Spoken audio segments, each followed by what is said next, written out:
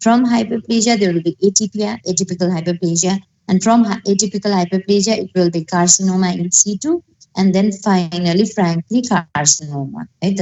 So these are the disorders or different types of lumps arising from TDLU. From the stroma, there are two types of tumor arises from intralobular stroma, and they are your fibroadenoma and phyllodes tumor. From the nipple and areola, there can be presence of duct ectasia, its shortening and dilatation of the duct, recurrent subareolar abscess. Because of any disorder, infection in the breast will be seen as abscess, and if it is located just under the areola, it will be termed as recurrent subareolar abscess. There can be a single duct papilloma arising from large ducts, and sometimes there can be Paget's disease arising around the nipple area. From the interlobular stroma, because there are fat and fibrous tissue, there can be fat necrosis, lipoma, liposarcoma, fibrous tumor, fibromatosis, fibrosarcoma, and even angiosarcoma arising from the blood vessels है त सो इन्टरलोब्युलर stroma भनेको चाहिँ अरू जुन जुन सार्कोमाहरू हुन्छ मेजेन्काइमल tumour त्यस्तै नै हुन्छ डक्ट्सबाट arising diseases are duct ectasia ductal or subareolar abscess, papilloma, and Paget's disease. From the intralobular stroma, it can arise fibroadenoma and phyllodes tumor. And from the TDLUs or the acini, there can be presence of cyst, small gland adenosis, small duct papilloma, hyperplasia, atypical hyperplasia, carcinoma in situ, and then carcinoma. So these are the types of breast lesion you'll encounter when you go into the clinical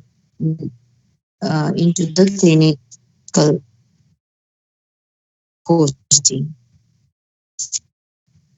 There are differentiating things between benign and malignant lumps. So benign lumps are usually encapsulated. They will have well circumscribed margins, whereas malignant will have infiltrating border. Hence, they will be irregular in shape. The boundaries will be irregular. The margins will be irregular, and they will be poorly circumscribed. Benign tumor will not spread by metastasis, whereas malignant tumor will be spread via metastasis and invasion.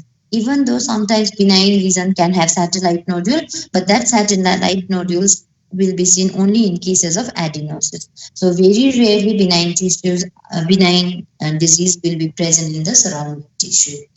Pain, if there is the breast lumps are associated with pain, that is a good sign. Most of the benign breast diseases will be painful. Some of the benign disease will be painless, but malignant disease are usually painless है त सो पेसेन्टलाई के हुन्छ दुखे छैन गाँठो चाहिँ छ अब यो गाँठो दुख्यो भने हस्पिटल जाउँला भनेर पेसेन्ट कुरेर बस्छ घरमा and then when the patient visits doctor it will be too late, the malignancy will have been spread to the other organs है त so in breast painful breast disease are good for the patient because painful breast disease usually are benign in nature right shape and size the if the lump changes its shape and size during menstruation or after menstruation that is a good sign it indicates that it is under the influence of the hormones so that is the characteristic of the benign but if there is no change in shape and size after or before menstruation, then it indicates malignancy. Usually, benign tumors are not recurrent, malignant ones are recurrent. You know? So the first important benign tumor of breast is fibroadenoma. Fibroadenoma is also known as breast mouse. This is the most common breast tumor seen in adolescents and young adult women. Usually, the peak incidence will be seen in third decade.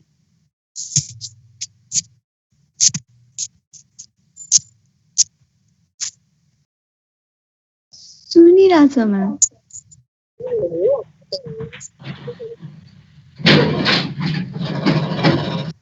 मलाई एउटा सुन्तला दिए राम्रै हुन्थ्यो सुन्तला this न एउटा These tumors are benign tumors. They are well circumscribed, freely movable between the breast. That's why they are known as breast mouse, and they are non-painful masses.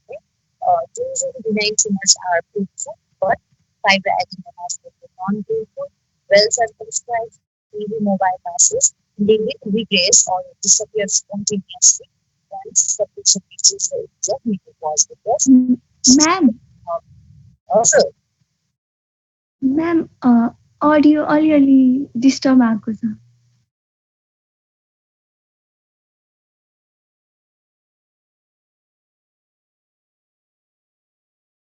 so the gross of fibroadenoma can be single or it can be bilateral and multiple.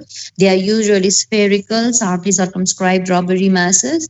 They are gray-white in color, freely movable nodules that will bulge above the surrounding tissue when cut.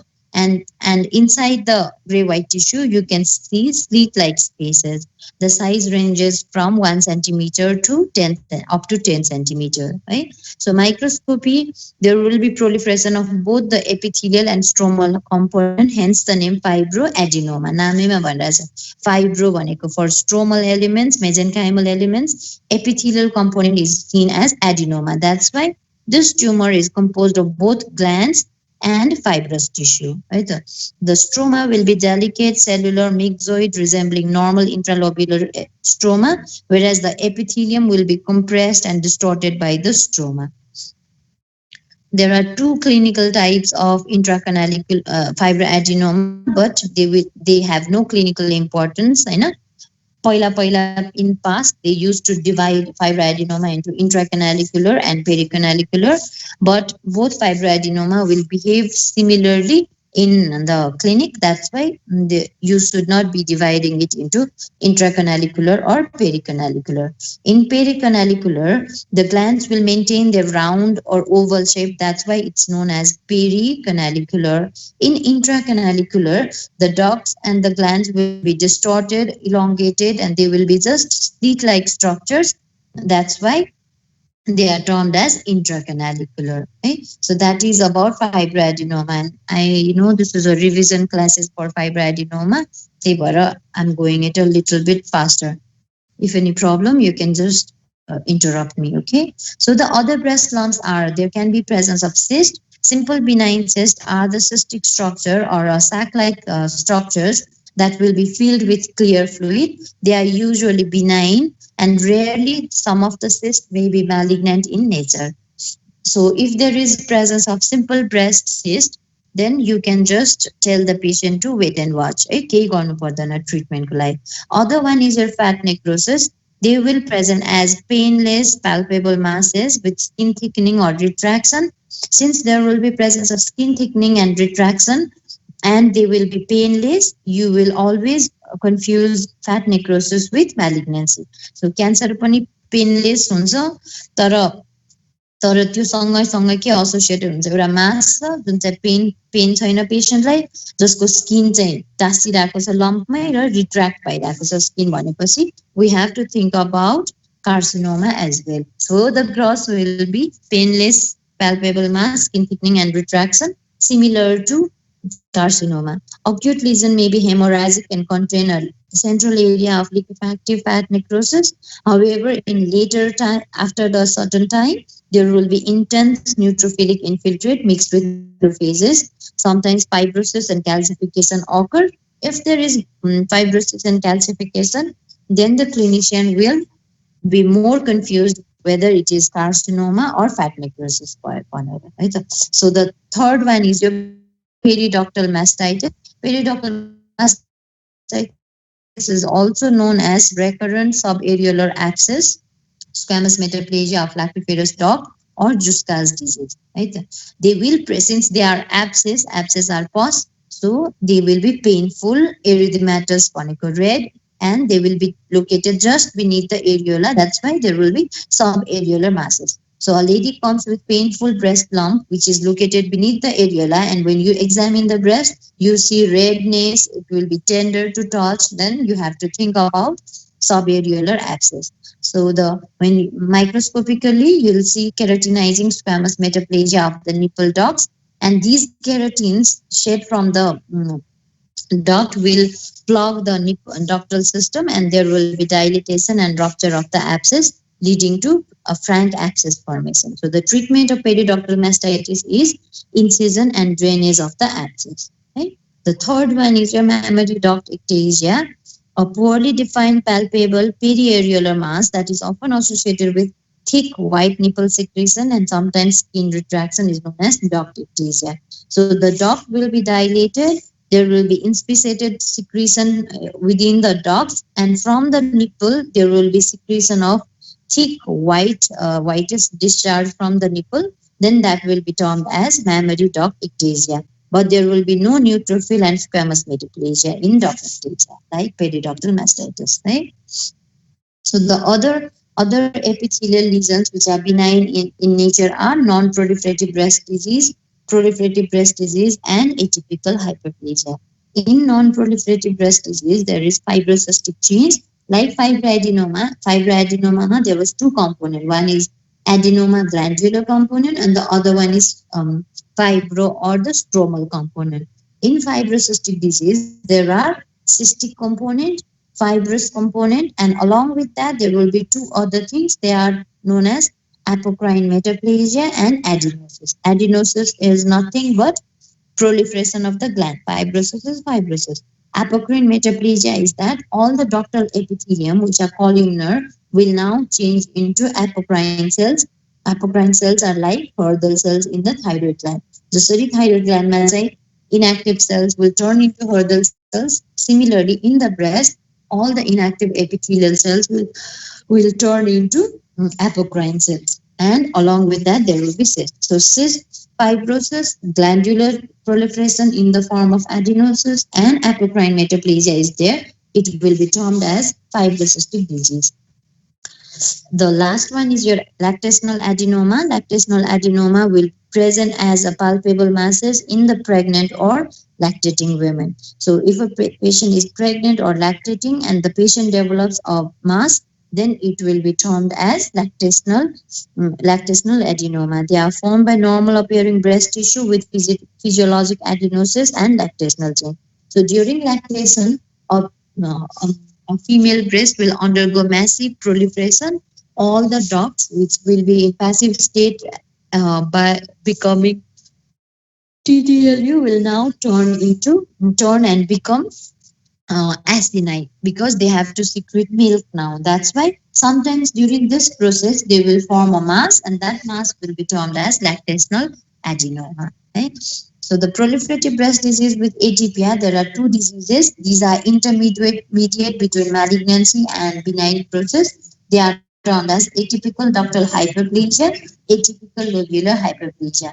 So if the ducts are hyperplastic, they are increased in the number of the cells, but along with that they will also reveal atypia. Then you have to know that ADH or ALH, these are the two terms which are the beginning process of the malignancy. So once the epithelium becomes hyperplastic and atypical, it will be termed as atypical ductal hyperplasia.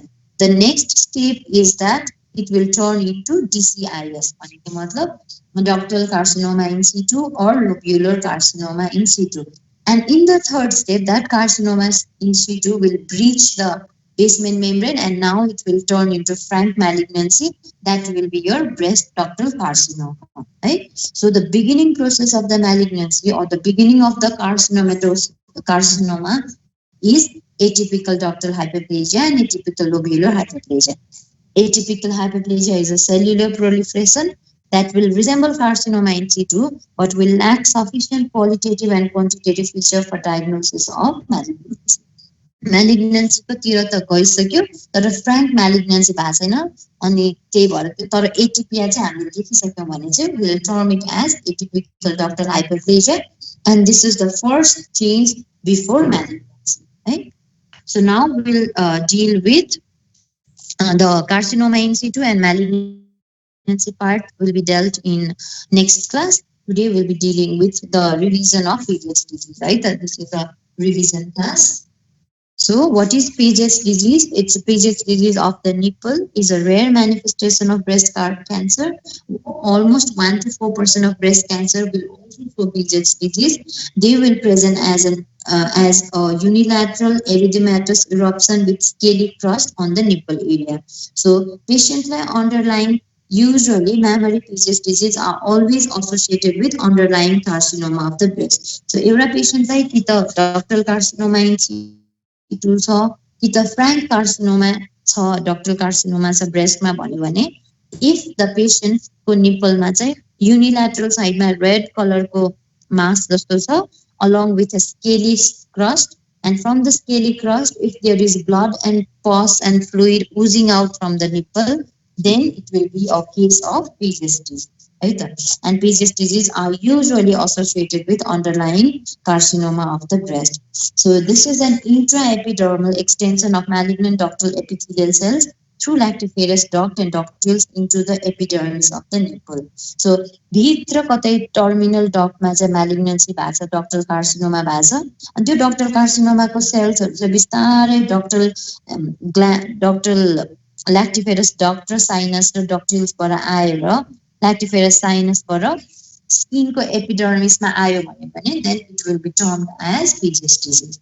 So Paget's disease is the name given to a crusted lesion of the nipple caused by underlying breast carcinoma, and it was described by Sir James Paget in 1874. So the malignant cells in Paget's disease are termed as Paget's cells.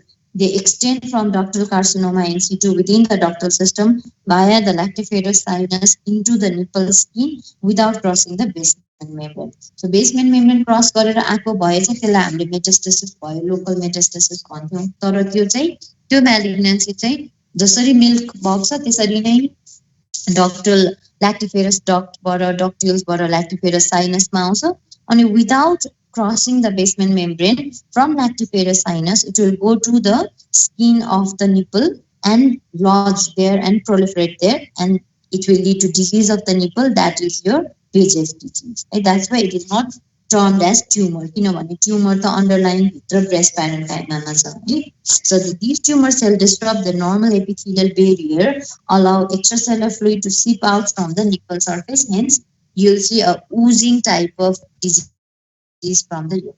So spread of breast cancer to the skin of the areola and the nipple area with eczematous reaction. Eczematous भनेको eczema भनेको चिलाउने चिलाए मान्छेलाई निपलमा त्यसपछिबाट त्यहाँ सबै पानीहरू सबै निस्किन थाल्छ SIP out हुन्छ त्यो पानी निस्केर जहिले पनि स्केली टाइप अफ क्रस्ट हाम्रो त्यो आगोले पोलेर बर्न भएकोमा कस्तो खालको स्केली क्रस्ट बस्छ हैन त्यस्तो स्केली क्रस्ट छ रेड इन कलर छ भने that will be your Paget's disease. And patient if you look at the if you examine the breast you will see a breast lump beneath the breast, then that will be termed as breast disease of nipple with underlying carcinoma of breast. Okay?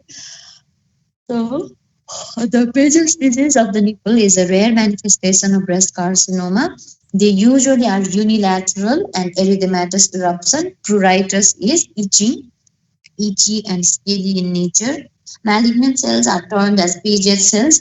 These Paget's cells will extend from the DCIS or ductal carcinoma within the ductal system via lactiferous duct and sinuses. They will cross into the nipple skin without crossing the basement.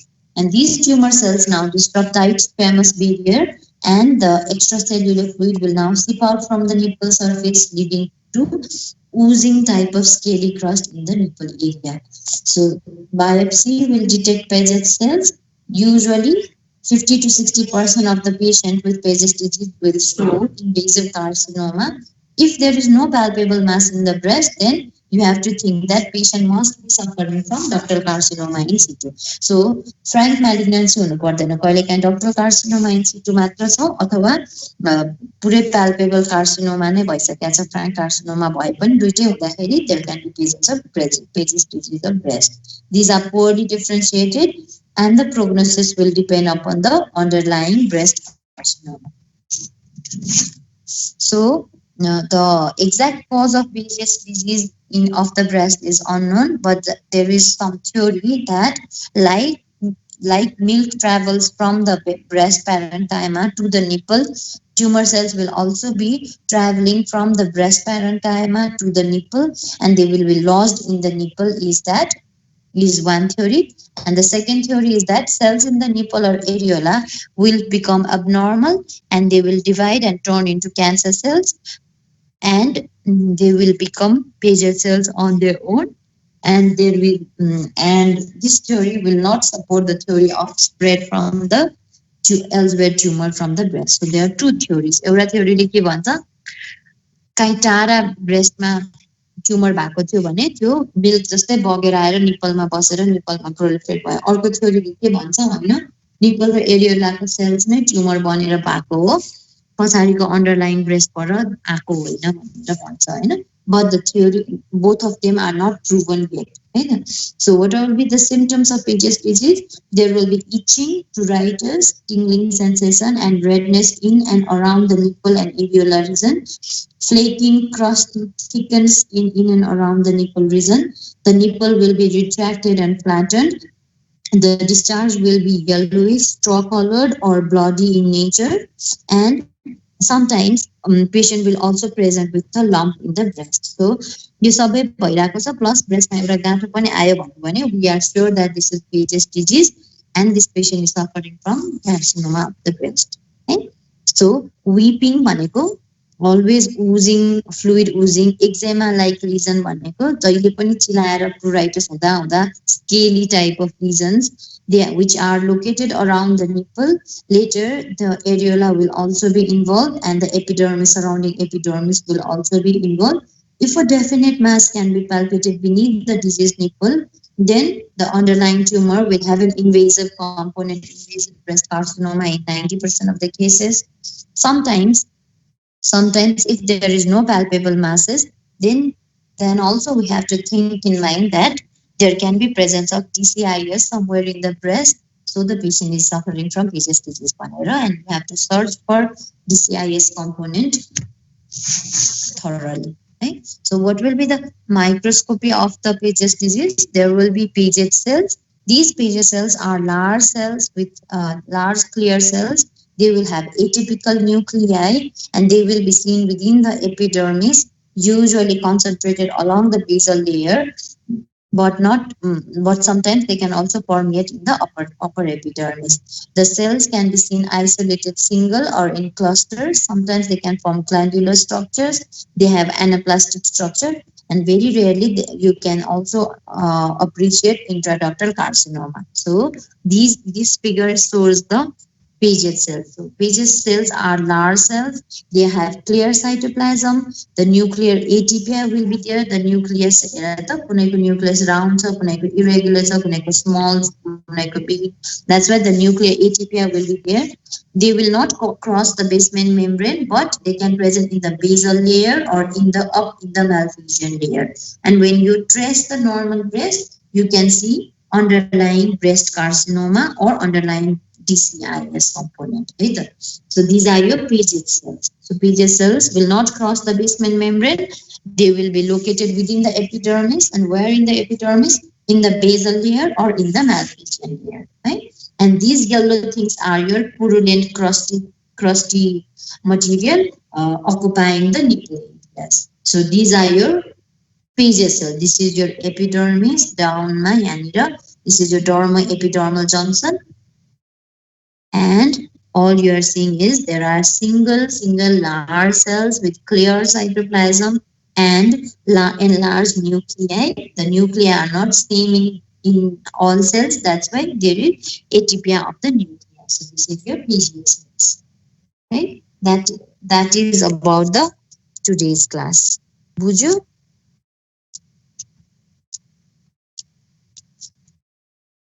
Class? Then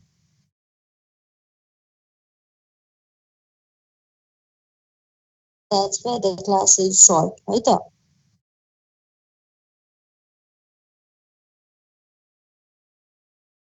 Ma'am. Yes. Yo.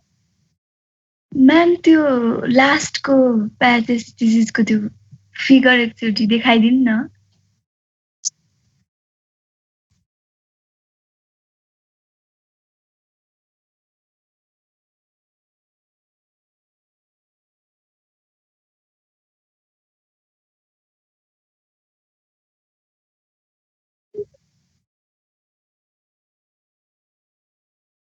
It is cannot be delivered as a this is a people where this area is covered by conflict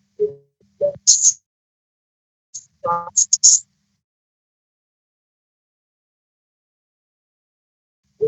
Some are scatters, some are groups, but they are not crossing the straight line. That line declares a disability. This straight line is a risk. They are not crossing the basin membrane, but they are operating here and proliferating and making the people see. Because the back of the lead as using of the fluid and the spots and cross like things. So these are your pages cells. These pages cells are atypical, some are small, some are triangular, some are large. They are large cells with clear cytoplasm and atypical nuclei. They are occurring singly as well as in small clusters. And beneath the in the breast parenchyma, you can see GCIS, ductal carcinoma in situ. Because this is carcinoma in situ because it has not reached the basal membrane. If it has reached, if these cells have reached the basal membrane and occur here, then it will be your ductal carcinoma. Right? So, patient underlying breast disease or breast malignancies in the form of GCIS or carcinoma of the breast distinct tumor cells bogera lactiferous dog for the aero epidermis nigrosa epidermis nigrosa that is a breast cyst. Okay, this is difficult. So these are your when you look in the microscope, this is your epithelium of the nipple, this is your basement membrane, this is your normal breast parenchyma, and you are seeing that in the epidermis there are clusters of large atypical cells. These atypical cells are nothing but they are pager cells. Did you? Yeah.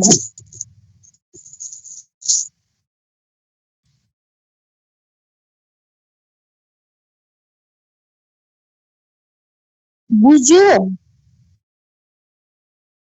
बुझ्यो ma'am then you can take a leave and wait for next class, okay? Come back prepared for breast carcinoma in next class Tuesday. That is very important, okay? For exams. Okay, you can now